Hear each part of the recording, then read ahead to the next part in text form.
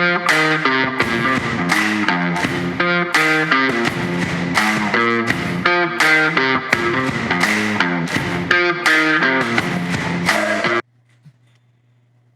everybody, and welcome to the Sports Card Advantage podcast. This is episode 35, being recorded on November 24th at 10:36 p.m., the day before Thanksgiving. This episode will drop on Thanksgiving, so happy Thanksgiving, everybody. Hopefully you have a lot to be thankful for. And as always, I am joined by my co-host, Bunk. What's going on, buddy? What's going on is we're crushing a Blackout Wednesday recording this podcast right now. You mean you're blacking out and probably not going to remember this because you haven't slept in 3 days? Is that what we're saying? True story. I have not slept in 3 days. I don't know why, but I have not. I feel like garbage. But let's go. Yep. Give us your best. Oh, I'm good. I'll just lean on opinions today. Lots of opinions. As opposed to what you normally do? I try to stick to facts. Data. That's debatable. You're about 50-50 when you actually come with prepared facts and data. Yeah, we gotta have opinions. All right. So a little bit of Sports Card Advantage business as always. If you ever have any questions for us, send us an email, info@sportscardadvantage.com. Follow us on social media, SportsCardADVTG on Instagram and Twitter. That's about it. We've discontinued the Secret Card of the Week temporarily. We're going to come back with something for more giveaways starting next week. Do something for Christmas and make it festive and fun for everyone, and maybe even a little Hanukkah gifts out there for our Jewish friends. And we'll figure that out next week. But for the time being, we're going to try to get this one done short and sweet so that we can wrap up and get ready for the holiday. So our main event for today is the state of the hobby.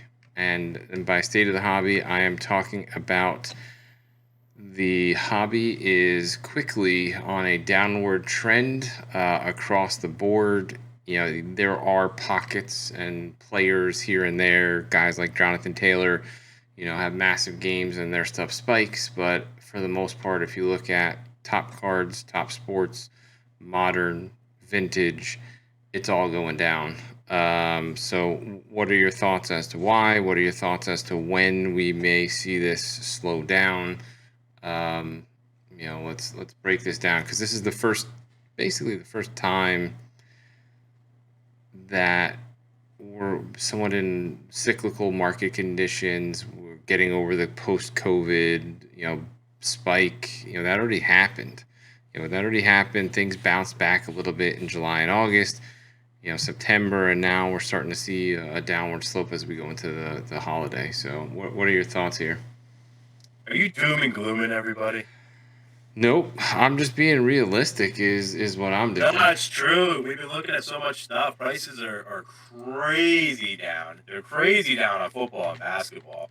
There's still pockets of baseball. In fact, a lot of pockets of baseball, right? I think it's holding steady. I don't think it's dropping as much as football and basketball are. But listen, it's the time of the year. There's a lot of factors going on right now, but it's holiday times, man. Money being allocated elsewhere. To your point, a couple weeks ago, I got another Discord invite to another Fugazi NFT room or something. I mean, I don't know where all, money's not going to cards right now. That's all I can tell you. Yeah, and, to clarify, the cards that most people can afford are what we're talking about. Some of the rare stuff that there's like Pop 12 and it's $2,000, $3,000, $4,000 and up dollars.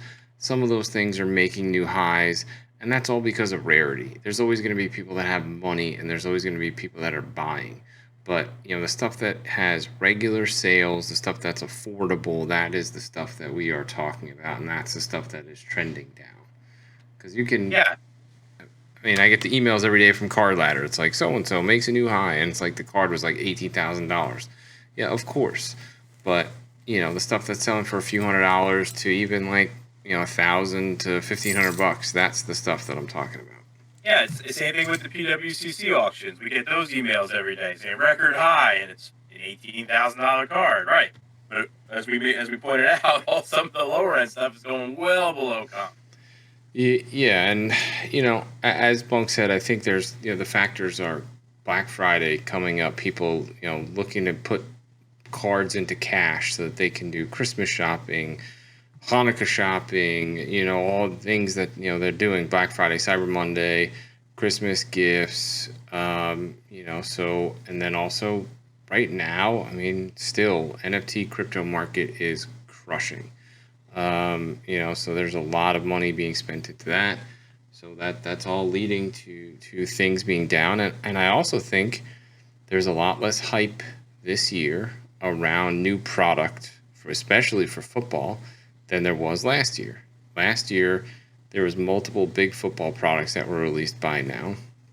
You already had your Mosaic set built. Yeah. By December. Set. Yeah, the garbage Mosaic cards that I bought because I didn't know any better.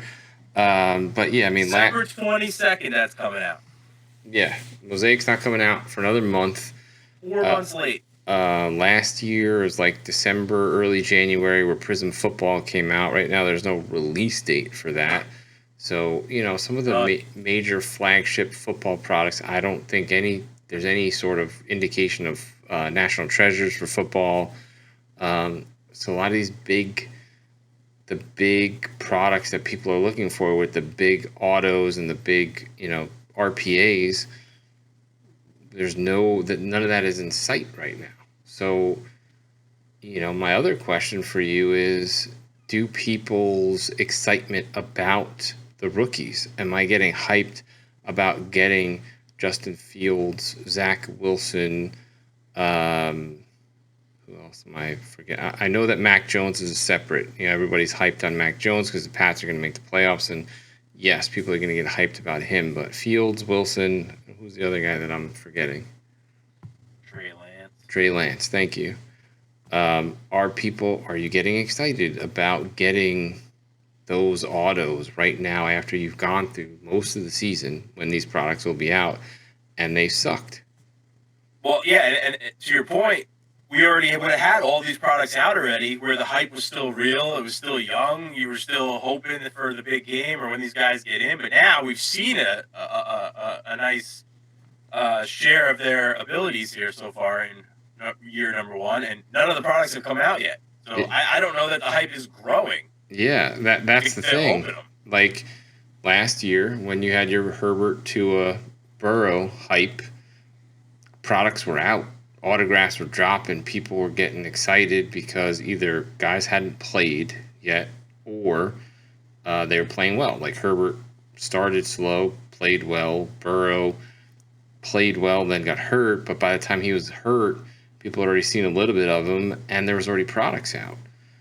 Like, am I really going to pay thousands of dollars for a Trey Lance or Justin Fields auto at this point? Probably not. Somebody will. I mean, maybe, but you could sell your Mike Whites and yeah, get yourself a nice Trey Lance. Yeah, the Mike White hype. Don't even get me started. Zach Wilson will be at quarterback again on Sunday. We said it on the podcast not to buy Mike White. Hopefully you didn't. I'm going to call that a bold statement by us, but yes. There were some idiots that were paying $800 to $1,000 for Mike White autos. So yeah, the FOMO's real, guy. The FOMO is real, but the one person, obviously Mac Jones. When Mac Jones stuff hits, when the big products hit, people I would imagine are going to get hyped. A, because he's a Patriot. B, because they're going to make the playoffs, and he's shown that he's on the field. Fields got benched or is hurt or whatever for Dalton. Trey Lance is getting out. Garoppolo's played well, so he's sitting down. So who knows what that situation is going to be. And then, Zach Wilson was hurt and now back, but he also hasn't looked good. If you look at the price of Zach Wilson downtowns, they came out at $2,000, $2,100, then they dropped to $700, and now you can get them for $400. And I would imagine in the offseason you can be able to get them for even less. So yeah, I just think with football and basketball prices, I think it's just everything's just stale right now. You're just seeing the same. If you're looking for ultra modern stuff, you're just seeing the same stuff with the same guys of the stuff that's already come out. Nothing's news coming out, and if you already have something, or already determined you don't like something that's out, you're waiting. You're just not spending the money on it. And then once one or two go low, everyone's like, oh crap, let me throw mine up quick, and then all of a sudden you get this downward spiral effect. Yeah, absolutely. And, we're seeing, the stuff that's going on in basketball is crazy too. It's just like guys that are, run down the list of your top 10 scorers, and guys like Giannis and guys like Durant, guys like Luka and guys like Morant, all their stuff is down. Booker is another one. Suns are crushing and Booker is playing well, and his stuff is also off 20-30%. So the question is, are we buying it? I'm not. So that's not all right. Let me correct that statement. We are not looking to move pieces, buy and flip in the same condition. So we're not looking to buy raw and sell the same card raw, or buy PSA 10 and sell PSA 10 just because we're not sure when the downward trend is going to end. So trying to flip stuff now that's in the same condition that you bought it in is going to be incredibly difficult, because you could buy it now, and if you can't get rid of it for another few weeks, it could drop another 5 or 10%, and then you're going to be upside down. So trying to overcome, if you're buying on eBay, selling on eBay, plus potential downward market, going to be very difficult. So from our standpoint, we're looking at raw to graded, or lower grading company, and then flipping it into a PSA. But even raw to graded right now is incredibly difficult, because raw is outselling PSA 9s in a lot of cases, especially on higher end stuff. People are building in a PSA 10 price for what they're buying raw. And, unfortunately, you pay more for a PSA 9, plus pay grading fees, plus pay eBay fees. If you don't get that 10, you're fucked. You could be upside on $1,000 card. You could be upside down $500 if you get, or more if you get a 9. And people are paying the built-in 10 prices. We've seen it firsthand. Yeah. So it's tough, and in certain cases, we're looking at BGS 95s, SGC 10s to PSA 10 opportunities, just because that's the safest play right now until this market settles, and until some of that calms down, and prices level, create a bottom and start to go back up. There's only so much risk you can take. What's a good time for, sir? You to build some sets. Get you a nice insert set, and you start collecting them. You don't have to worry about money right now. I'll help you out. I'll send you a starter set. Yeah, that sounds so incredibly boring. Building a set? I have no interest in that whatsoever. How do you not know half the listeners don't build sets? Okay. All right, here we go. I got to think of something here to.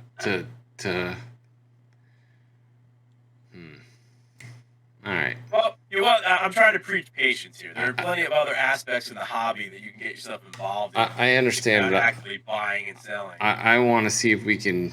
I want to see if we can incentivize people to let us know if they collect sets, so that we can.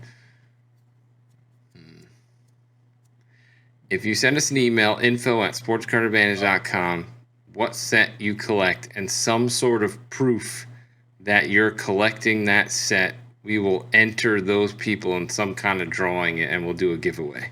Well, I don't know what it is yet. Maybe we'll give you an eBay gift card or something else. But we need at least 10 people.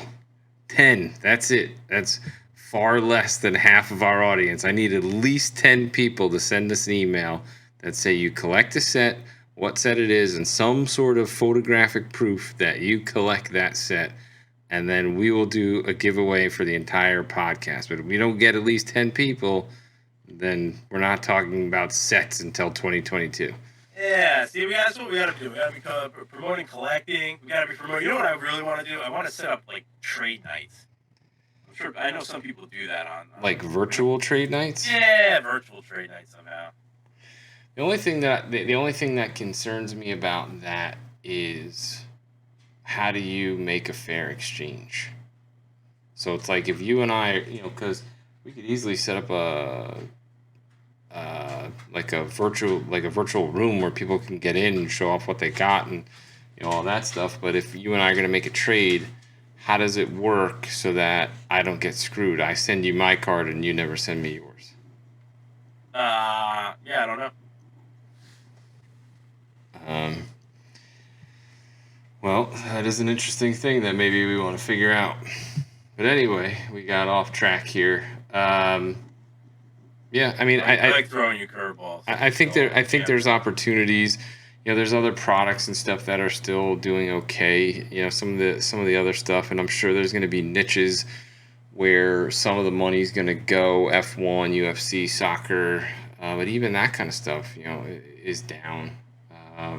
I just think overall, things are going to get soft for the next 6 weeks. I think once we get past Christmas, people will start buying again. So I'm going to be patient for the next 6 weeks, look for opportunities, but I'm not eagerly buying right now. And I'm also not baseball. I'm also not eagerly selling either because prices are down 30 or 40%. No, because we have so much data at our fingertips that there's no need for us to panic sell on anything. Yeah, unless you need the money. Unless you need the money. You need the money, you sell it off. Which obviously people do because prices are dropping. Not on baseball, guy. I'm telling you. Guys I'm telling you, the prospects in baseball are still selling like much higher than I anticipated. Now maybe we get another couple weeks in the mid-December, it'll come back down. Too many things I'm still monitoring that I haven't pulled the trigger on because baseball's king. Period. Give me an example. I told you just the other day I was looking at that. It was like a second-year Julio Rodriguez non-auto Bowman orange refractor. And I thought that thing would sneak easily under $75, maybe even closer to 50. It sold for $100. Okay, and why are we excited about that? Because he's the number 2 or 3 prospect in all of baseball right now. Okay, so what you're saying is baseball prospects are still doing well. Because I'm looking at some like. Well, it's very clear that baseball. Yeah, baseball. I got that, but if you look at like Vlad cards and Tatis cards, Vlad's not a prospect. The established guys are the established guys. I'm talking about guys that never took a major league at bat because everyone is so focused on prospecting right now that they're missing the deals on the established, soon-to-be superstar. Yeah, speaking of prospects, I'm surprised you haven't mentioned your boy Wander and his contract. Yeah, man, Ray's got a bargain, no? Dude, they maxed him out for $225 million on 11 years. The guy's played 70 games in the bigs. I mean, I think bargain is yet to be seen. Well, provided he continues to play the way he's playing, he could be worth more than that. I mean, what did Tatis get? Tatis is making $30 million plus a year. What's Wander's Franco contract divided by 11? I thought it was only $188 million. No, the max potential on the contract was $223. Oh, okay. So it still breaks down to much higher. It's $20 million a year, but yeah. That's pretty good. I mean, 20-year-old. I'd sign for that right now. Dust off the old cleats and I'm taller than 5'10". Yeah, that's true. You could you have the potential. All right. Well, the delirium is kicking in here. What else do we have on our little agenda? What? Yeah. No, I'll get into that in a minute. We got a Whatnot update. Oh, yay! Apparently, Whatnot has changed their policy. I remember reading this, and I know that you're a little bit more familiar. What do you refresh my memory as far as what they announced? I forgot. I have no idea what they announced. Dude, you told me about it the other day. Now you're gonna have to make me look it up here. This is terrible, guy. I thought you sent it to me. And now we'll actually find, since we found the update, here we go. So, Whatnot has announced that they have specific guidelines for sales of trading cards subject to state by state laws. Card breaks. Sellers may only sell as many spots as there are cards available so that each buyer receives an item or card. All buyers in a break must receive a card, which is definitely interesting. And Very America, Whatnot. Very America. And fillers, which are raffles used to fill unsold break spots, are not permitted on Whatnot. Yeah, my Whatnot app will remain deleted. Well, I mean, it definitely looks like they're trying to crack down and make things more fair, which I'm fine with. I hate the fucking guys that are doing, all these filler spots now on Instagram. So they're trying to do a Raz that's like $1,000 card, and then there's 14 subsets of fillers.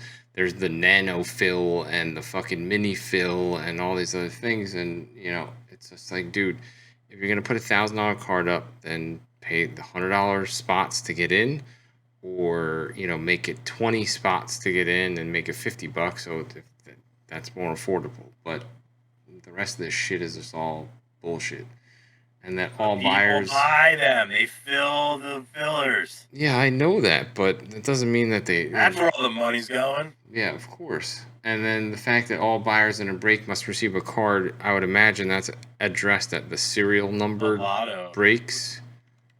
No, I think they're skirting lotto rules, aren't they? If you're, it's a game of chance, and if you don't come out with something, then you're violating the rules. That's how I interpreted that. Possibly, but also I think that's also the serial number breaks because you may not win something. So I think guys are getting mad that they're spending X amount of dollars to get into then you're doing the wrong thing. Spend your money somewhere else. You're telling me they legit did not know that they could end up without a card. Well, then I'm sorry. I mean, in certain cases, you may. Like, if you're new to breaking and, PYTs or random teams, everybody gets a team. And if you're opening any kind of box that has multiple packs in it, your odds are good of getting a card. But some of these one box breaks that have one pack in them that has 8 cards, and there's 30 people in the break, 22 people ain't getting shit. Right. And I know that when I bought the spot. Yeah, you know that because you've been doing cards since you were fucking in diapers. So, but some people that are new buy something blindly. I guess people do that, but still. That shouldn't be my fault as a seller on Whatnot. No, I think I don't fault. I said this at the time. The people paying dumb prices for stuff that's on them, not the people selling them. I mean, I don't fault them for trying to make this a little bit more fair and clean it up a little bit. And there's a bunch more other things that pertain to mystery packs and mystery items, which there's a ton of that crap on Whatnot and people getting ripped off. So I'm not mad at them trying to. The repack stuff is out of control. Yeah, I'm not mad at them trying to crack down on some of this and regulate it. There's too much money floating around from them. They've gotten a lot of VC money, and if there's a lot of people complaining about getting ripped off, that could definitely fuck their business up. What we forgot to do? Now that I got you all fired up, what we forgot to talk about? We forgot to talk about our Bryce Kaboom SGC experience. Oh, how SGC is still trash? Well, why don't we back up and give some background on the story here. We bought a raw Bryce Harper Kaboom on eBay. We got it. We inspected it. We sent it off to SGC. Right. So, long story short, the card is in excellent shape, except for the obvious print line on the card. Every Harper card in that print run has the print line through it. If you look it up, it's all there. So we figured, all right, let's see, because everything's perfect on this card. For content purposes, let's see how SGC is going to grade this on the surface. So I'm absolutely shocked when it comes back to 9. Absolutely shocked, because I can't believe it got downgraded a whole grade for the print line, which may very well be the case. But anyway, the card comes in, And before I even get the packaging all the way off, that dumb tuxedo crap they do around their cards and the buzz, I can't. You're gonna make me send more there too, aren't you? Yes, I So am.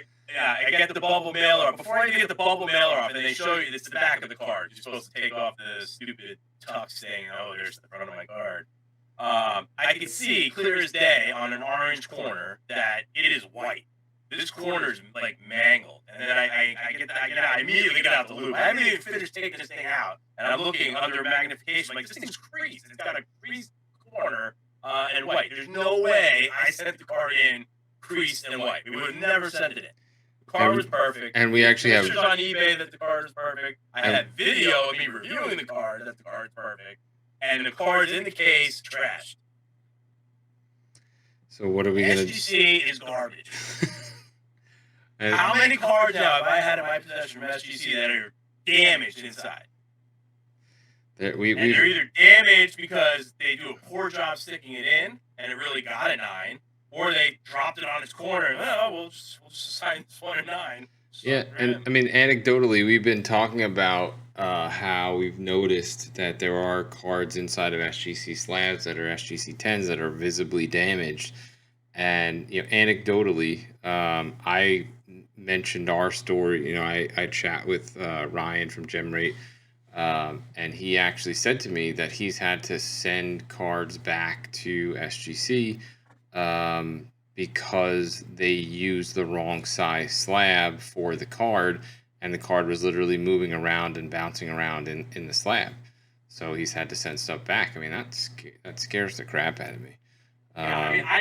I didn't shake this card yet until I fire off the email, the pictures, and the video to them about what's there. I don't expect them to do anything about it. I mean, it's pretty much our word against theirs, even with our visual evidence.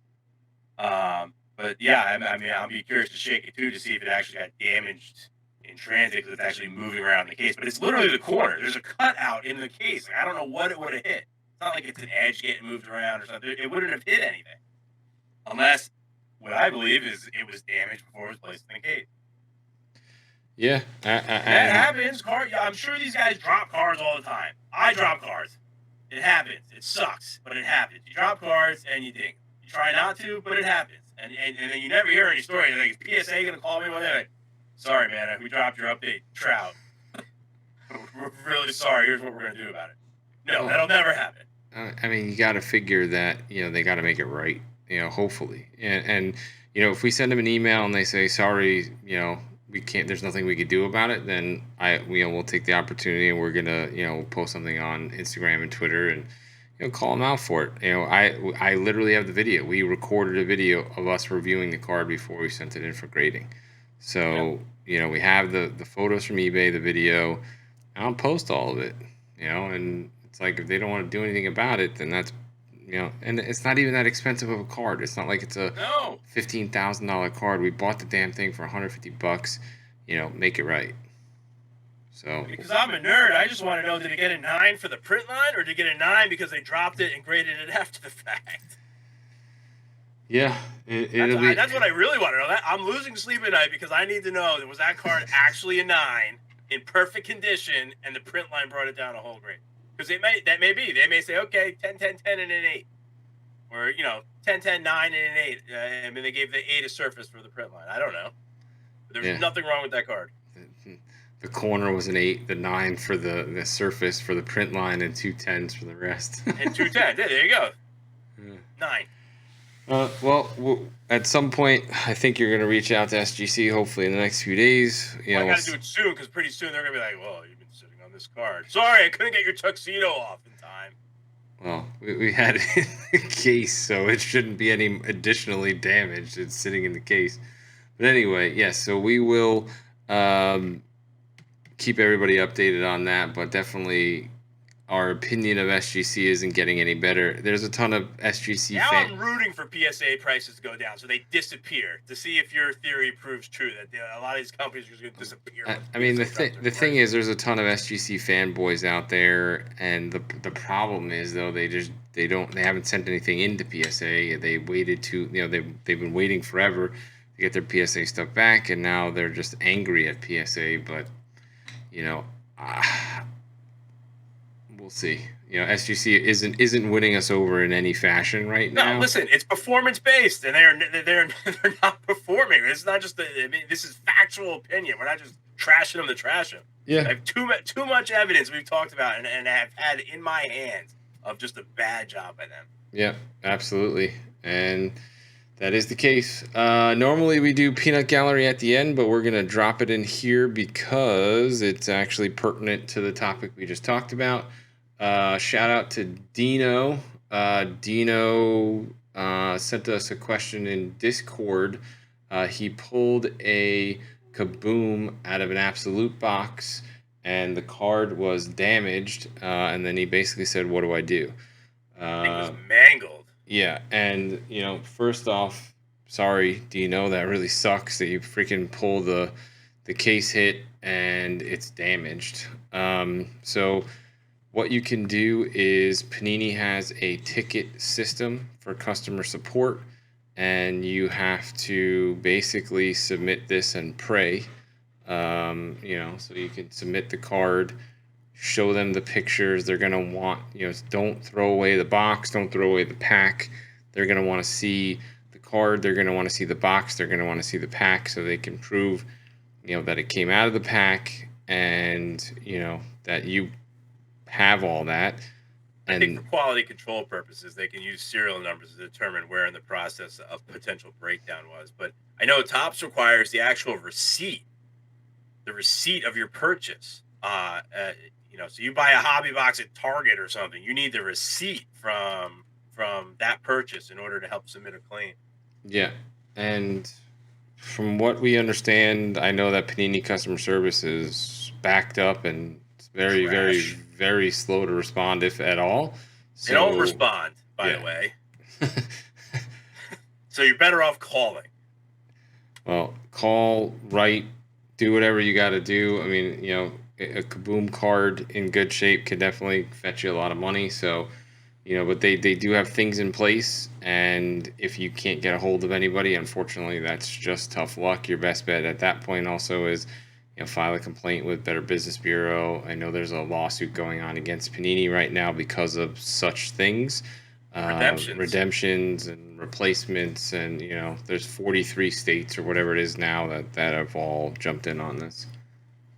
So once again, sorry Dino that that happened to you, but hopefully you get some sort of replacement, and keep us posted on all that. And we are going to close this Thanksgiving edition with a Slab War. For those of you who don't know, every week or two, we do Slab Wars, which means we pick a card, run down the grading companies on the card, and just compare prices just to give you an idea of where the market's at. This shows you two things. Number one, potential opportunities for arbitrage, and meaning buying one grading card company, submitting to another with an opportunity to make money. And then also just as far as the overall values of these grading companies and how they compare. So for the first time ever, we have all five major grading companies represented for this card. It is a 1989 Upper Deck Ken Griffey Jr. There was 8 bazillion of these cards printed, so they're floating around everywhere. It's the number one slabbed card by PSA, isn't it? I believe so, yes. There's 32,000 nines, if I'm not mistaken. So I have one. It ain't a 9. Yeah.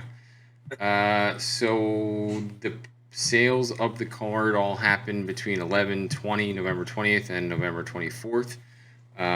I'm calling the 5 major grading companies: PSA, SGC, BGS, HGA, and CSG. So PSA 10 went for $19.50. There were 3 sales in the last week or so, or last couple weeks on 10s, averaging anywhere from $1,900 to $2,100 and change. So the average was around $19.50. SGC 10 went for $1,200. BGS 9.5, very surprising, went for $820. Get out of here. Yeah. HGA 9.5 went for $640. And I believe for the first time making their appearance on Slab Wars, CSG 9.5 went for $499. Ew. So Dude, this is just ridiculous, honestly. Like, I don't care what the pops are. I mean, can we have this much difference? I mean, honestly, all jokes aside, how different can all 5 of those, like just 500 in that week, how different can they be in condition? well, I mean, and that's what we mentioned before as far as potential opportunities. I mean, go out and scout CSG 9.5s, and take a look at them. Look at it. I mean, you're talking about a $1,500 difference.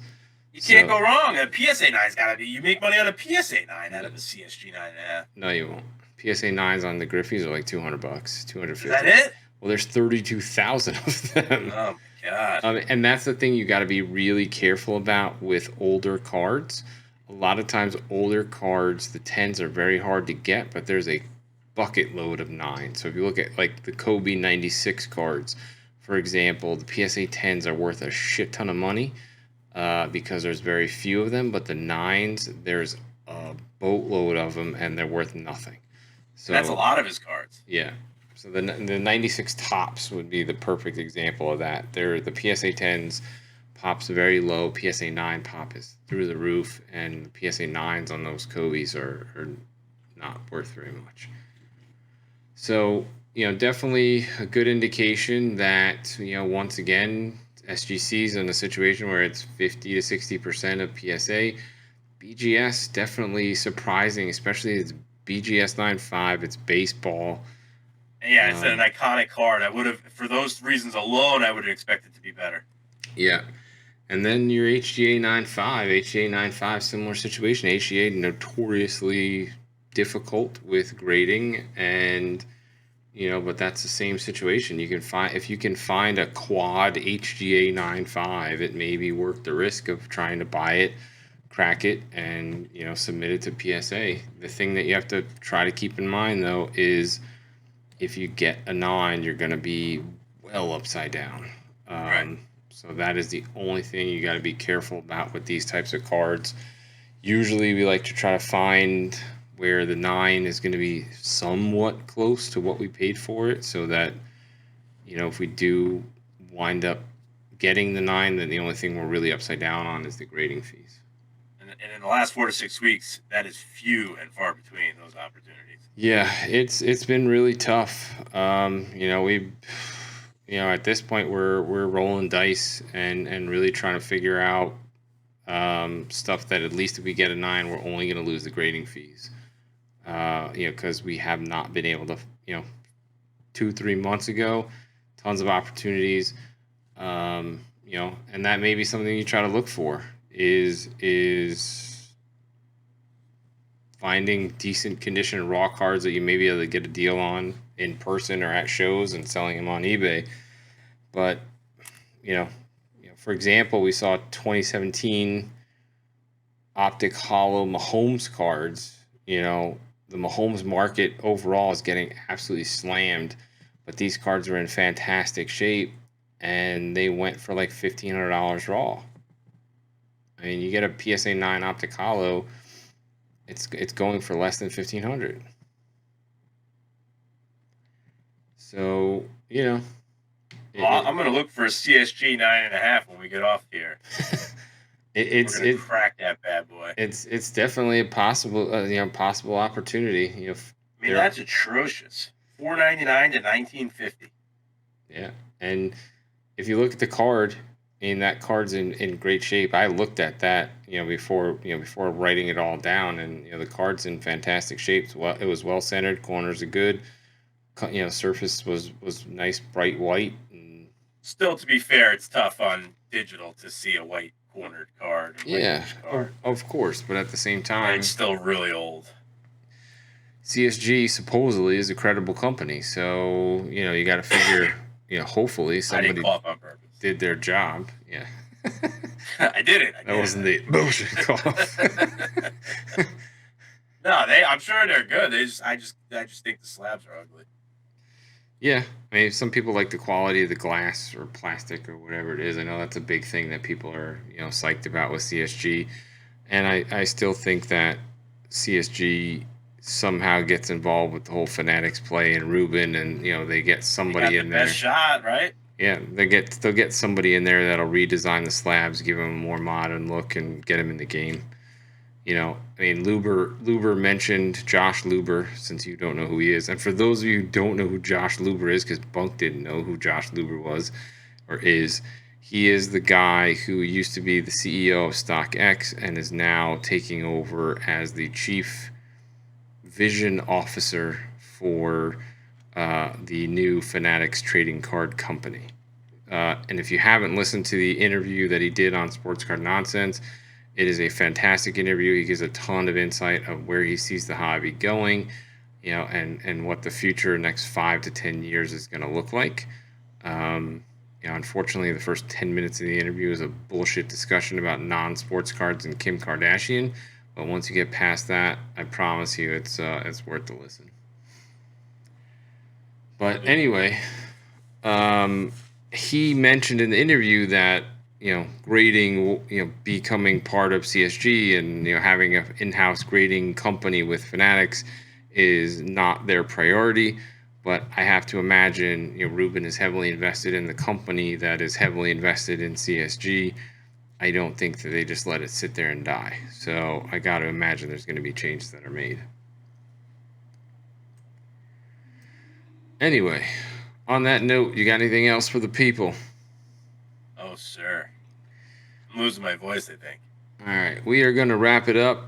Definitely got a little bit more than we thought we were going to get out of today. So, and hopefully, once again, we apologize for the audio issues last week. I don't believe we're going to have any this week. We'll have to go back and listen and I'm find not out. going to believe that till it's final edit. Yeah, I'll go back and testing yesterday. It was all fine. Yep. So hopefully we're all good. Once again, if you got any questions for us, any comments about the show, info@sportscardadvantage.com. Remember your sets.